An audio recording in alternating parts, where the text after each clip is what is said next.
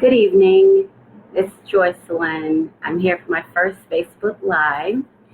I'm reading a bedtime story, or at least I'm calling it a bedtime story, out of my book, The Virtues of Joy. It's Generosity is the name of the story, and it's the quality of being kind, understanding, and not selfish. And here goes. Book amorous today. As I think about it, it was like most days, though for some reason it felt slightly different. I'm not talking about the feeling of sexual desire. Nah, that wasn't different. In fact, that feeling is pretty common these days. It is referring to that warm, moist, silky area on that piece of flesh at the vaginal entrance. It's one of my favorite places to touch. It's like taking my pulse when I'm considering pleasuring myself. Well, this morning, I'm still lying in bed contemplating, to come or not to come. Not much of a dilemma, I guess, but whatever. It was currently my most pressing issue. As I'm tossing this idea around, I'm using my index finger to transfer the silky feeling from my favorite place to my brain.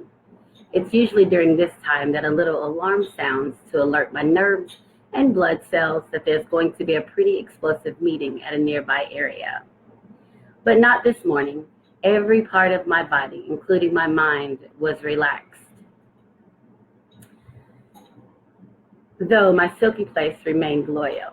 Even in down times, it remains warm, moist, and yes, silky. I guess I'll have to be content with the pleasurable smell, taste, and feeling derived from my finger excursion.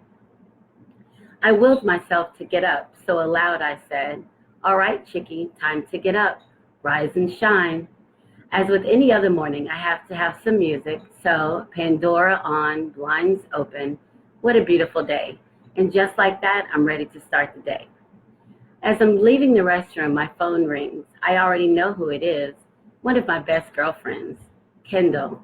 She works from home on most days. Her schedule is hella flexible, so we talk often and randomly throughout the day. I answered. After the necessary hellos and health checks, Kendall tells me she's working on something. My curiosity is piqued, and I'm listening because we always have a great time.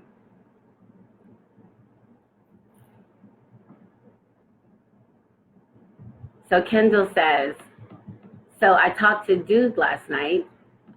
He's talking about picking up some beer and a bushel of oysters. Note, Kendall refers to all guys as Dude. It's funny because names don't mean anything to her. She's an energy person. So if she enjoys your presence, she'll probably start using a term of endearment like babe. Otherwise, it's dude until she picks up on an energy change or until they go away. Me? How much fun is that going to be? Raw oysters? Kendall. Nah, not raw. She goes on to talk about the various ways to process and cook oysters. I have her on speakerphone, so as she's talking, I'm going about my daily routine of getting dressed. I said something like, "Oh, I didn't know that." Kendall continued her thought. Me, hilarious, that'll be great. Kendall, well, what time are you off? Can you come? There will be other people there. Me, probably around 8. Girl, you know it'll take me a couple of hours to get to the Atlanta area though. But yeah, I'd love to come. Now I have a little more pep in my step. Plans. I love when plans are being made. Kendall, that's perfect because I'm going right after work. We may get there about the same time. So me, do you know if there are any single men are going to be there? Because I'm horny as fuck. Kendall, I don't know, but I'm sure if you let someone single or married know you're trying to hook up, they will hook up. We laugh together. Girl, that's the truth. Anyway, when you get there, scan the crowd, let me know what you see, and send me a text. Hell, I may need to turn around. Kendall laughed and said, I got you. We end our call with a be safe and see you later, and then I say, I love you. Now I'm dancing around my room. Oops, I went too far. Sorry. Now I'm dancing around my room. I love having plans, something for which to look forward. I mean, you know it's going to be good, right? Especially since no one ever plans to have a bad time. My focus changed from getting dressed now to what I'll wear tonight. I laughed to myself. Damn, do I have any clothes in my suitcase to wear to an oyster boil or bake or kickback? I don't know. I'll figure it out later. Let me get this work day over, singing in my head. I've got plans tonight. Well, by day's end, I've decided that I'm wearing black leggings, short sleeved ocelot print knit shirt, and black ankle boots. My oyster shucking outfit. I hit the road right after work. I was completely turned up in my head singing, ATL, ho, ATL. Ugh, what the fuck? This traffic, ATL, ho, oh. I send a text. I'm close chick, stopping to change clothes and grab beer. Kendall, cool. Me, how we looking? Kendall, come on through. Yes, my girl has given the crowd a once over. So hurriedly, I change clothes, wash my face, reapply my mascara and lip gloss. I look in the mirror. It's playtime, bitches.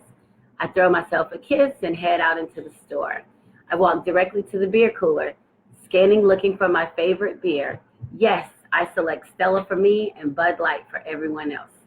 I grabbed a 12 pack of each and head for the checkout counter. Ooh, chocolates. Let me grab a couple. I asked the clerk, how much for these? He replied nonchalantly, 59 cents. I smiled because I know he answers that same question at least 100 times a week. I said cool and grabbed four. I paid for my purchase with my bag on my shoulders, chocolate in my purse, a 12 pack in each hand. I left the store. It's playtime, bitches. I'm gonna have a sip of my little cocktail. Hope you guys have one.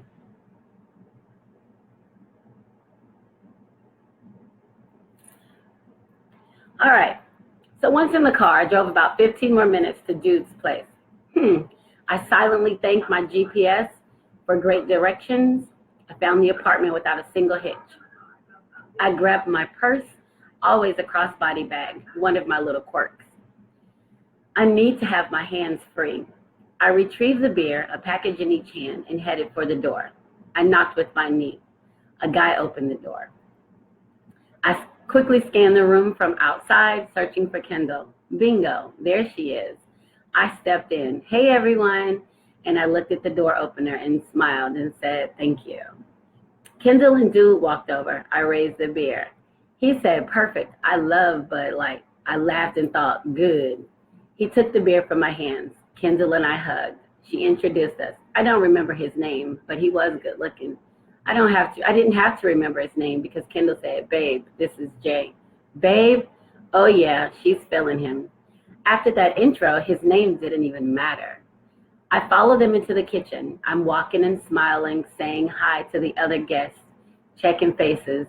Who's in this room for me? I'm guessing that there were about 10 people or so. I lost count at 7. There was no reason to count anyone else beyond the number 7. I got his name later, but for now, oops, sorry. I got his name later, but for now, let's just call him 7. Lucky number 7. We saw each other. I heard Kendall say, Jay, you want a Stella or Tito's? I kept looking at 7. I said, give me a second. I'm going to have some chocolate first. I guess she looked to see that 7 and I had each other's attention because she said, oh, okay, well, I'm pouring you a shot of Tito's. I reached into my purse to pull out a chocolate square. I never took my eyes off 7. I opened the chocolate, held it up, and said to him, would you like to share this with me? His smile was slight. He moved forward to fill the space between us. Well, when he was close enough, I took the chocolate square and inserted half of it in my mouth, my teeth holding it in place to allow his half to stick out. I noticed that he's not much taller than me, a couple of 3 inches maybe. His skin is the same complexion as his chocolate that's starting to melt against my tongue. It's warm and sweet. I wonder if he tastes the same. He's standing in front of me in my space, and he feels good in it. But he hasn't taken his half of the chocolate. So of course I started thinking, is this too much? Should I break it and let him take his share? Well, I lifted my head to alter my view. It was then that he leaned in to get his chocolate. He was waiting for me to lift it to him as an offering. By now, the piece on my tongue was melting and thick, mixing with my saliva. Seven opened his mouth. Instinctively, my eyes closed. I felt his lips touch mine. My expectation that he would bite his chocolate and step back. I mean, what should I expect of a stranger to whom I've offered to share a piece of chocolate out of my mouth? Well, he bit his piece, but he didn't move. Turns out he wanted my half too. He continued. He must really like chocolate. He licked the chocolate residue from between and on my teeth. I let him have it. He wanted more, so I opened wide and allowed him to get all that he could from the depths of my mouth. I didn't tell him that I had more chocolate in my purse. I wanted him to continue to explore my mouth looking for more. Okay. Unprompted, I reached up to place my arms around his neck. He responded by enveloping me in his arms. Our chocolate mission has turned into passion. This kiss was the sweetest, softest form of an introduction. I became aware before he did. I heard Kendall's babe say, "Do they know each other?" She said, "I don't think so, but they will." I didn't move, but I lowered my eyes and attempted to change the position of my arms. Well, Seven pulled me closer. He wanted my arms to stay. I put them back and looked into his face. We haven't said hi yet, and we still didn't. Hi wasn't enough of a greeting for this moment. My body was awake. I felt my nipples pressing at the t-shirt and thought, damn, I should have worn a bra. Reading my mind, he loosened his grip, freed one of his hands, then effortlessly slid it under my t-shirt and rubbed his thumb across my nipple. I inhaled deeply and my eyes rolled in response. I could feel his hardness pressing against my thigh. Breathe, I told myself. I felt like I couldn't get enough air. He started breathing with me, guiding me, calming me. I don't believe that either of us knew what was going on. Well, maybe I was at an advantage because this morning when I awoke, I knew that I needed something more than the pleasure of my own fingers to assist in the release of this pent-up energy. With that thought, correction. I do know what's going on. I'm placing myself on the altar for his taking. Let me show him. While looking in his eyes, I pressed my body into his. I repositioned my hands on his neck,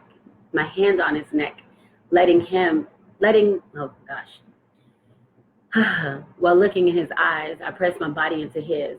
I repositioned my hand on his neck, holding it firmly. I part my lips and lean in to kiss him, hard and hungrily. I had to show him that I wanted to give myself to him. He responded by removing my hand from his neck and forcefully pushing it along with my arm behind my back. He held it there and returned the hungry but harder kiss. He was showing me that he was in charge of this moment. Fuck it, it's cool with me. Take me. Keep in mind now, we are in an apartment with several people. Music is playing, laughter and conversations, oysters are shucked to be around us. Regular house party shit is happening. Seven and I are oblivious to all of it. Nothing exists but the time and space within us. He starts walking forward, still holding my hand behind my back. I hold on to him tighter with my free arm to keep from falling. So he's walking forward. That means I'm walking backwards and kissing at the same damn time. When we stop, I feel something pressing against my calf. Is that a couch? It was a convertible air sofa bed. I don't know the correct name, but it seems like a piece of furniture acquired for a bachelor's first apartment. Seven turns us around. He sits on the sofa bed thing and pulls my arm for me to follow. I do. I lay on him. His legs are open and my legs are together between his. More kissing, more touching. My body is pressing against his. Oh my Lord, thank you for gravity, pressure, force, everything responsible for allowing me to feel this man underneath me. My legs wanted to open. I couldn't stop them. One at a time, they parted ways to straddle this man. I could feel his dick pressing against my pussy. Ugh, I struggle with that word, but in this moment it's so appropriate. I've straddled him, we're kissing. I'm grinding through my leggings into his jeans. I wanted this man to fuck me right now, but not right here in this open space of people. Well, because my body loves itself, it began to work on releasing this orgasm. Slow grinding, rocking, kissing with Seven. I could feel it. Faster, I moaned. I'm gonna come. Seven took his hands and held my hips in place. He stopped my explosion. Hell, I no longer care who was in the room. This mission was selfish, or so I thought. He kind of moved so that I would roll off of him, and I did. He moved to the floor on his knees in front of me. He reached up under my t-shirt, grabbed my leggings at the waist, and began to pull them down. I placed my heel boot firmly on the ground to raise my hips. So now I'm on the air thing, leggings at my knees, and my boots are still on. Seven raises my legs and enters under them. He's designed his own trap with my leggings holding him in place. I can feel his breath hot against. Woo-hoo! This is good. Hot against the hot wetness. It should have been a cooling effect, but I was getting hotter, wetter. Seven must be a mind reader because the first thing he did was spread my lips and lick my favorite place, that silky piece that lines the entrance. And just like that, I let out a moan that quieted the room. My body started convulsing and released my first orgasm. I was dazed. Seven didn't move. He didn't change the position of his body or his mouth. He continued to lick and play in that area. He was waiting for my juicy sweetness to flow to him. He wanted an instant replay. I didn't rush him. He's already shown me he's in control of this moment. I just stayed in position and tried not to make eye contact with anyone. Ooh, I'm going to take a sip off that.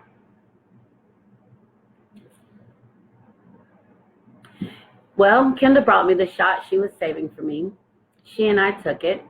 She left me with a bottle of water. With that, a couple of other people came over to make things more comfortable for Seven while he was exploring his prize. Let's see. I remember in between moans, someone removed my boots. My leggings were removed, which freed Seven from his self-made trap. When that happened, he sat back on his haunches, unbuckled his belt, unbuttoned and unzipped his pants. He stood up on his knees, pulled his pants and boxers down. I sat up. I wanted to suck his dick. He didn't say anything. He put his hands on my chest and pushed me back on the air sofa. He grabbed my hips and pulled me to the edge of the sofa. He took his hands and spread my legs at the knees. He looked blankly. He took his fingers and spread my thighs, holding my lips and ass cheeks open. I don't know what he was thinking. I had placed myself on the altar for him. Now I'm at his mercy. Finally, he moved his hands. He had made a decision. And he moved his body closer. He was so close that his pubic arch was touching my lips. My anticipation was growing. I kept reminding myself to breathe. He inched back until he made room between us for his dick. When he touched himself, I imagined it was my hand. How did it feel? How did it look? Is it hot? Is it heavy? I wanted to feel the blood filling him course through my hand. Seven grabbed his dick. In response, I opened my legs wider. I was ready. He began to move forward. I was open. I could feel his heat before he entered me. I took a deep breath, preparing my mind and body for whatever power he was capable of delivering. I told myself to exhale. He's feeling my openness. I'm holding my breath. He's in. He stops. We're both lost in the pleasure, enjoying the throbbing that each of our bodies are emitting. The sensations became so entwined that our pulses were in harmony. The resounding effect was so loud. Slowly, he moved his hands to my knees. He pushed them open. He wanted me wider. I obliged. He began to move his hips back, forth, back, and forth. He was wherever men go in their minds when caught in the rapture. I was completely engulfed in the waves of ecstasy that continued to wash over me. I could feel my hips moving desperately, trying to meet his thrust. My instincts took over. I was meeting him harder, faster, and deeper.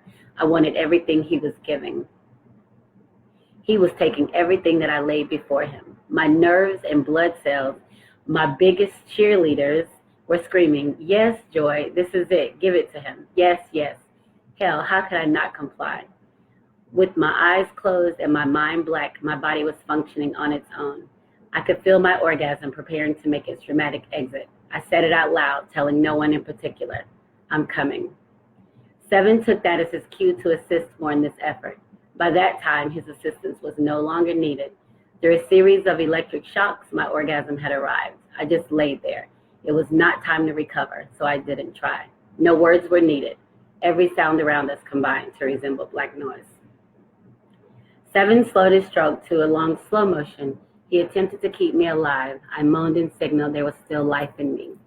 He touched my neck gently at first. Then, as if losing himself, he grabbed my neck tighter. I couldn't tell if he were trying to choke me or hold on while he rode his own powerful wave. It seemed like he wasn't getting inside of me enough to satisfy his needs. He kept trying to go deeper. Maybe he wanted his whole body inside. I laid there and took it, too exhausted to counter his beast. Suddenly, he pulled out and, at the same time, pulled me to a sitting position with the hand that held my neck. Immediately, I realized what he was taking next. He wanted my mouth, the place from his earlier expedition. He was erect and covered in my sweetness. I leaned forward to start his ending process. I couldn't suck easy. He was ready to finish, and I was focused on getting him there. I drew him into my mouth like a vacuum. I sucked feverishly. I stroked and stroked over and over. Now he was helpless. I was the taker. After a few moments, I felt his body stiffen. He buried his hands in my hair, holding on. His body was tense and mouth was silent as he came. His cum was delicious, thick, salty, and sweet, and filled the hollow of my mouth. When he realized that he was still holding my hair, he slowly released it and began straightening it like he was apologizing for his destruction. He lifted my head to meet his gaze. I lifted my eyes to him and swallowed. Something I could not recognize flashed through his eyes. He smiled a gentle smile. I think that once he realized there were still people in there, he tried to cover me. He didn't want them to see me unclothed. It's a fine damn time for that. I slipped on my leggings. We kept looking at each other, trying to figure out what the fuck just happened. Comments were made by the other guests like, is there any chocolate left? And are y'all sure y'all don't know each other? After we dressed, Seven said, I'd like to spend more time with you. Would you like to join me for a drink? I said, yes, I'd love a drink. By the way, I'm Joy. He told me his name, but I forgot as soon as he said it. For the rest of the night, I called him Sweetness each time he answered. We finally joined the oyster shucking party. He and I had a great time. I was happy that Kendall invited me. As people started leaving, he and I figured out how to convert the air sofa into an air bed. That's where we played all night. Me and Seven exploring each other's everything. When I awoke the following morning, quietly as I was collecting my things, Kendall was still here. I saw her shoes. I'll text her later. Seven opened his eyes. He said, leave me your number. I smiled and replied, Sweetness, that's not necessary. Let's keep our time great. I placed the chocolate where I slept, blew him a kiss, and left. Ta-da! That is the bedtime story. I hope you all enjoyed it. I'm open to any comments. If you're interested in reading more of the book, let me know. I can connect you with that. And thank you so much for joining me. I appreciate you. Mwah.